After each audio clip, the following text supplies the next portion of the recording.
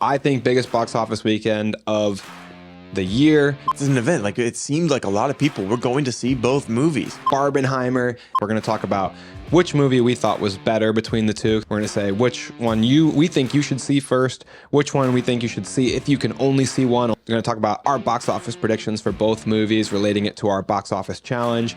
And we're going to talk about the phenomenon of these two huge blockbuster movies coming out on the same day. Welcome to Backseat Directing, where we talk about movies, TV shows, comics, and more. We're your hosts, Andrew and Aaron. And we put out new episodes every Monday and Thursday. And on this episode, we're comparing Oppenheimer and Barbie.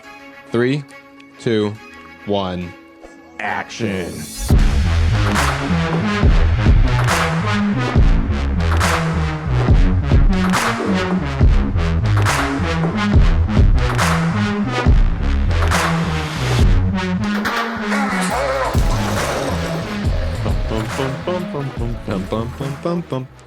All right, Aaron. So today we are addressing the box office juggernauts that come out this weekend. I think biggest box office weekend of the year. It's Oppenheimer and Barbie. It's Barbiheimer. It's culturally huge. We went to the movies today. We saw both movies pretty much back to back. We just had like an hour or so in between. And we saw tons of people out dressed up, all wearing pink, people wearing Barbiheimer t-shirts, people wearing Barbie shirts. Those shirts were so cool. Yeah, I wish I had one. Sorry. But I have my Ryan Gosling outfit on when we went, which was nice. Yeah. The Greta Gerwig shirt. It was an experience today. You know, and this is what we're always talking about, like what going to the movie theaters is all about and how like we can't let theaters die. Yeah, I feel like this phenomenon is bringing, I mean, not to say like preemptively that this is bringing theaters back to life, but this phenomenon is bringing some like a spark of that back. Like the lines people used to wait out when I saw X-Men Days of Future Past the first time, midnight showing, like this is bringing back the spark of that love, like that theater experience. So many people are coming out in droves. It's like recapturing the magic of what it was like when we were like in high school watching movies. This is the competitive nature. And so for today's episode, we're going to touch on a couple topics. We're going to talk about which movie we thought was better between the two, because we saw both today. We're going to say which one we think you should see first, which one we think you should see if you can only see one, only have time, or only want to watch one movie this movie going period, this week. We're going to talk about our box office predictions for both movies, relating it to our box office challenge. And we're going to talk about the phenomenon of these two huge blockbuster movies coming out on the same day, which is very rare. Yeah, I'm so excited. I've been looking forward to this weekend for weeks now, you know, especially once we solidified like our times and got our tickets and stuff. I was like, let's go. This was my first time doing two things. First time seeing an IMAX movie and first time watching a movie back to back in theaters in one day. So a lot of firsts for this weekend, and it was a lot of fun. I mean, we spent a cumulative 5 hours, more than, because we watched trailers. So we spent probably 5.5 to 6 hours in theaters just today. Yeah, it's like, you know, a short work day, you know, worth the time in the theater. Right. We're putting in the time. Putting the hours in. That's right. But let's delve into our first big category. I think it's the biggest category people are going to be interested in the Barbie versus Oppenheimer debate, the Barbie versus Oppenheimer battle. Yeah. Which movie comes out on top? Which movie was better made, better filmed, better written, you know? This question is so hard because of the fact that the movies are so opposite of each other. It's really hard to directly compare them because I think they were both well made for the types of movies that they are, for the genres that they're in, for the stories that they're telling. They're both really good for different reasons. I think overall I enjoyed Oppenheimer a little bit more. And we're doing a full episode for both of these, breaking down everything. So you can watch those when they come out, and we'll go into details of why we liked one more than the other or what we liked about it. Because it's really hard for me to compare. Yeah. While Aaron's self-promoting and talking about our episodes, I will briefly say that we do have t-shirts. You can see them on both of us, Backseat Directing shirts. They can be purchased online at Etsy store under the name Backseat Directing. Those are available for purchase now. We also are working on orchestrating an episode where we are going to play a one-shot campaign of a D&D game in a modern superhero Marvel DC setting. We are going to be filming this tomorrow with a group of our friends. Yeah, so excited. This is coming out Monday, so we'll be filming it literally 2 days before this episode comes out. So I'm very excited for this. We've been planning this for a long time now.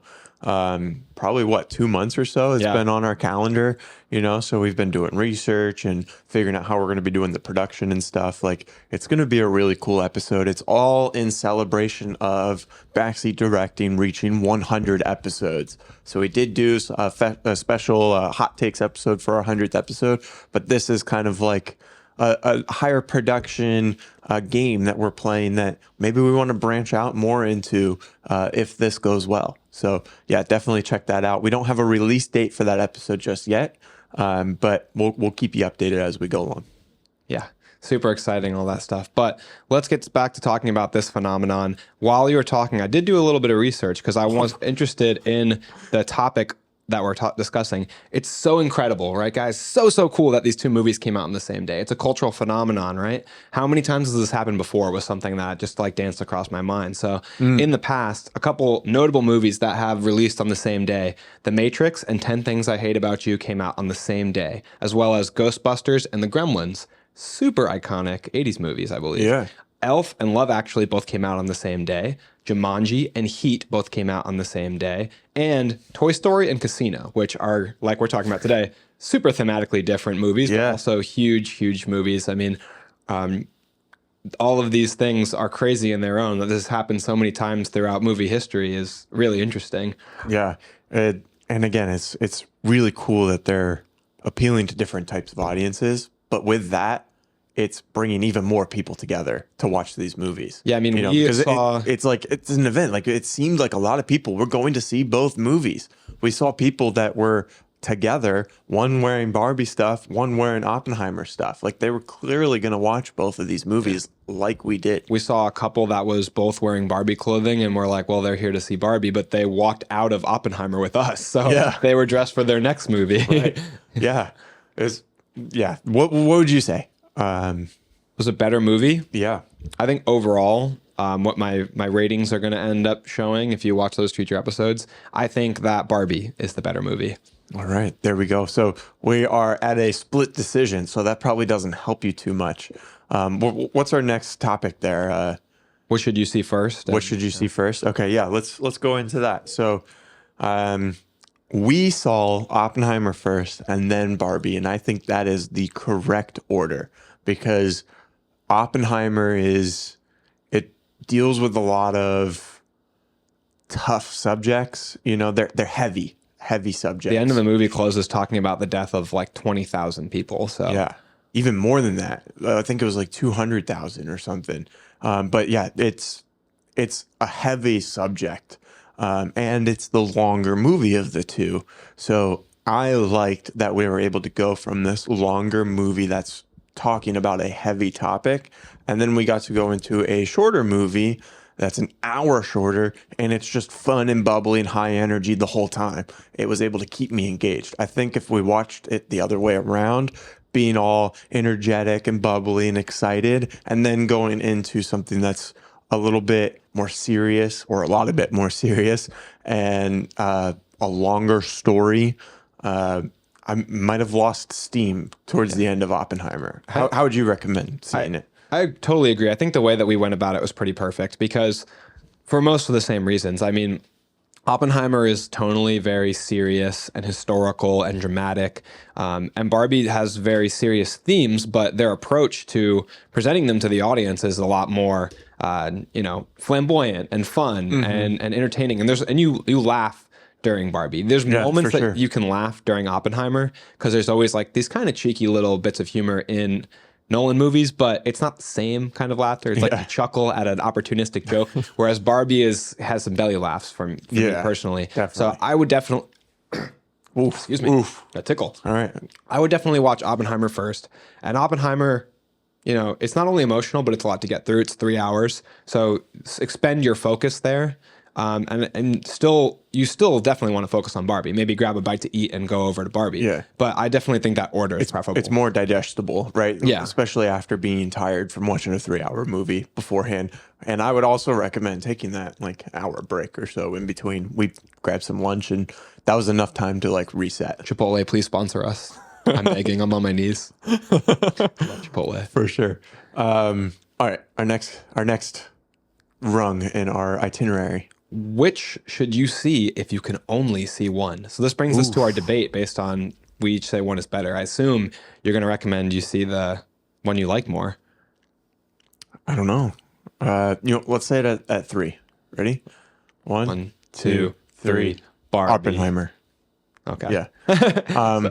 So defend why you think they should only watch Oppenheimer if they only have one movie, if you only have time, money, or whatever. yeah. So I think Oppenheimer has it's hard to say better, but it's you can experience the movie the way that it was intended to better with Oppenheimer in the theaters than you could if you were watching it at home. But I think watching Barbie at home, I could have just as much fun as I did in the theater. Like for Oppenheimer, seeing it on a big screen, seeing it where I'm stuck in this room for 3 hours, no distractions, everyone there is focused on the movie, and then also just the speakers, being able to hear all the deep rumbles of the explosions and the intense score that they have behind the dialogue and stuff. Like, I feel like you'd be missing part of the movie if you saw it outside of the theater for the first time. And then for Barbie, I feel like if me, you, a couple of our other friends got together and we just watched it at one of our houses, we would have just as much fun as we did in the theater watching it. See, I personally disagree there. Now, I think that my argument for why you should watch Barbie first, I'm going to start with the fact that thematically, I think they're both very important.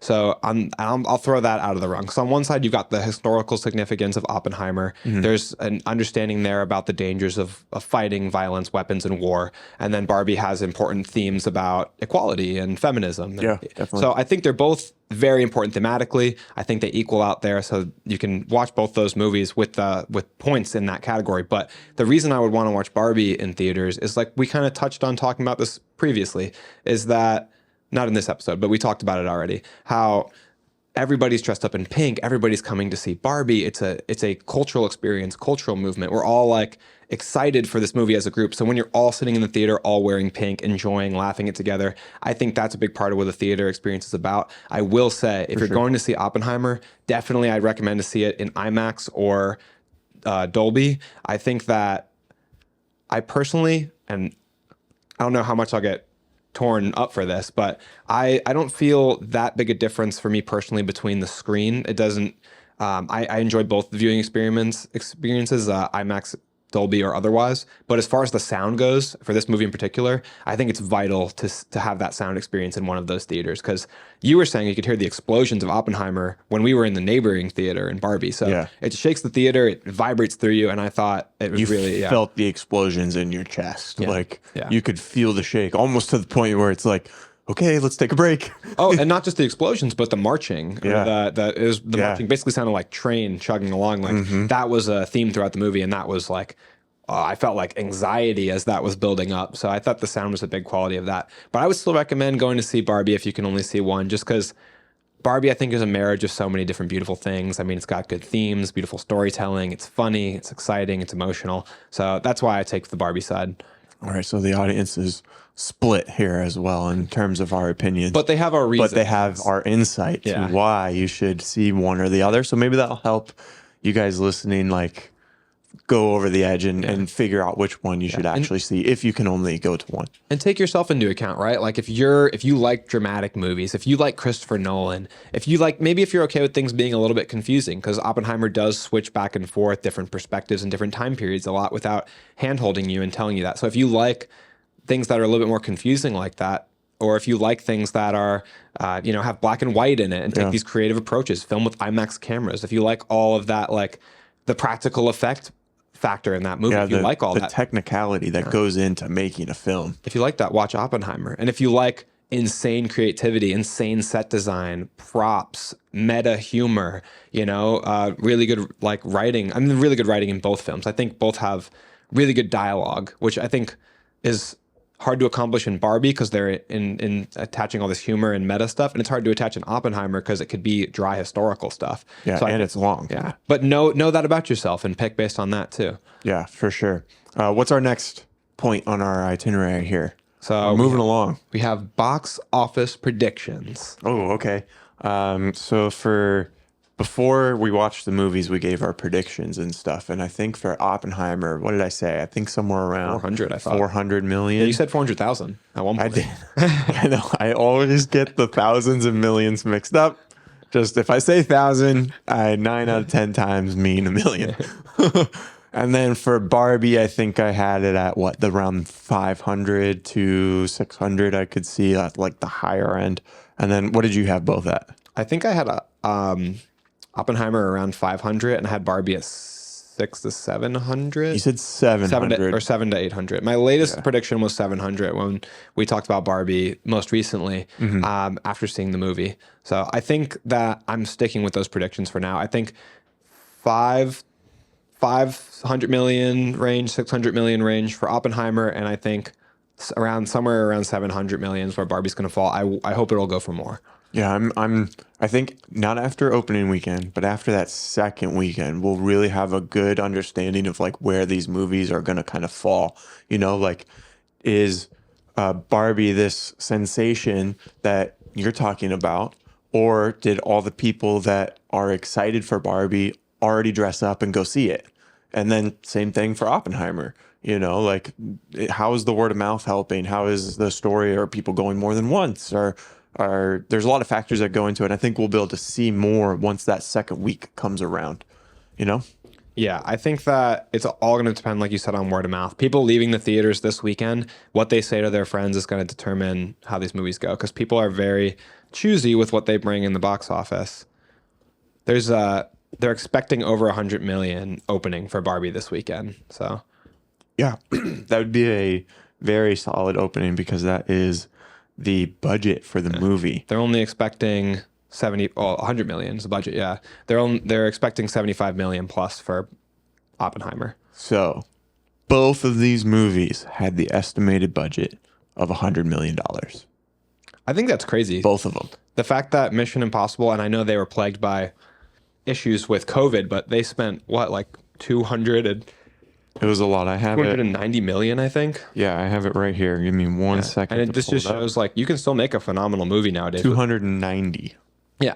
Yeah, so I was right. So you can still make a phenomenal movie nowadays with a $100 million budget. I mean, there's plenty of phenomenal movies that come out with a $50 million budget. Yeah, for sure. Christopher Nolan has done budgets, in the 17s, or 13s or whatever it was for Memento. Yeah. And such a great movie. Like it's like a top 20 movie for sure, I think. Yeah. It's all about like your creativity and how you execute on that determines how efficient you are at using your budget, Yeah. And then of course outside factors like you mentioned, like COVID and all that other stuff, like that definitely derailed some productions of different movies over that time period. But with those predictions in, that brings us to our final category of which we've already touched on, but talking about these two movies coming out at the same time and how you think that's going to affect the two movies. Yeah, I think so. First, it's really interesting that Warner Brothers is the studio that is putting out Barbie, and that is also the studio that Christopher Nolan used to work with. And then all that drama with Tenet and them releasing it to streaming and all this stuff, he ended up switching to Universal. Universal. But they're coming out at the same time, almost like battling each other, and they weren't switching. I remember in our box office draft episode that we did at the very beginning of the year, we were like, are they going to switch that? Like now that they know both of them, it's like, it seems like no, like they're going head to head. That's the thing is that, they blocked out and planned for those dates like well before they released them to the public. Like Christopher Nolan blocked out like all the IMAX theaters basically in the US so that he could have Oppenheimer showing in every IMAX theater that weekend when it came out. So he's not in a good position to change that. Yeah, exactly. But I think it actually ends up helping both movies that they're coming out at the same time because it's becoming this event. what is it? Barbiheimer? Barbenheimer. I don't think either filmmaker is scared of the other movie. I think that they believe in success for all movies. I don't think that, and I also don't think either of them think in terms of like money is the only thing that determines the success of my project. I think there's a lot of other factors. For sure. But I think them coming out at the same time, like a lot of people are going to see both of them because they're coming out at the same time. Like if they were a week apart, like how I think there would be a heavy fall off of the amount of people that went and saw both of them. It's not Mission Barbenheimer, you know, like Mission Impossible's not in the clique of Barbenheimer. And that literally just came out a week ago. Exactly. And I think that Barbie is actually helping Oppenheimer.